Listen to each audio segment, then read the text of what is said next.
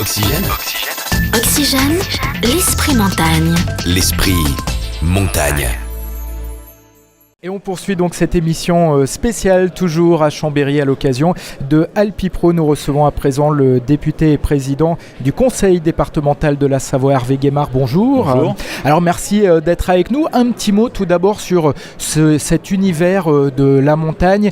Si la montagne française marche aussi bien aujourd'hui, on le doit notamment au département de la Savoie et au conseil départemental de la Savoie, dès le début, qui s'est beaucoup investi dans ce monde de la montagne et du ski.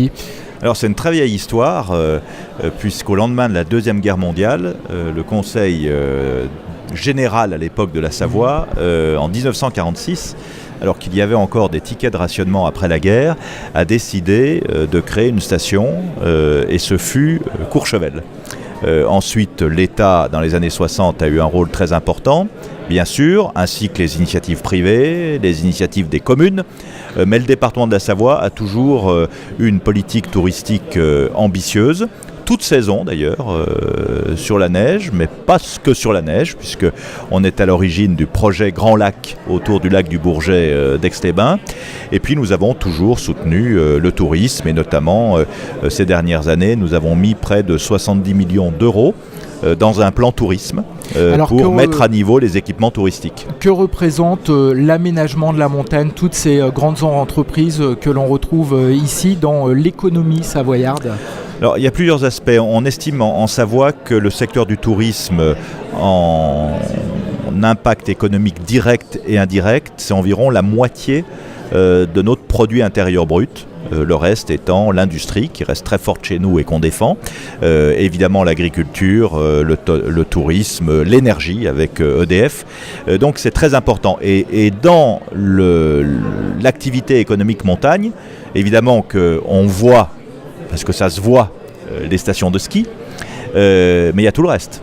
Et notamment toutes les entreprises qui travaillent autour de la montagne. Les entreprises de travaux publics qui ont acquis une spécialisation incroyable, tous les matériels très sophistiqués, et puis maintenant tout ce qui concerne la numérisation avec beaucoup de start-up qui sont dans notre département et qu'on voit ici aujourd'hui à Alpipro qui ont des trajectoires formidables. Alors il y a eu une loi montagne qui a été votée en fin d'année 2016. Quel bilan vous en tirez ? C'est satisfaisant, pas suffisant ? Quelle note entre guillemets ? Globalement, c'est peut mieux faire. Ouais. Y a un certain nombre d'améliorations qui ont été apportées.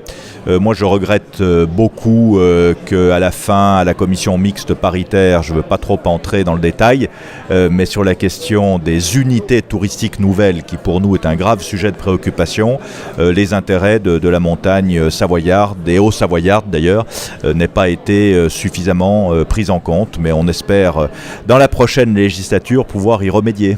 Merci beaucoup, Voilà. Hervé Guémard, et à bientôt. Merci beaucoup. Au revoir. Oxygène, l'esprit montagne.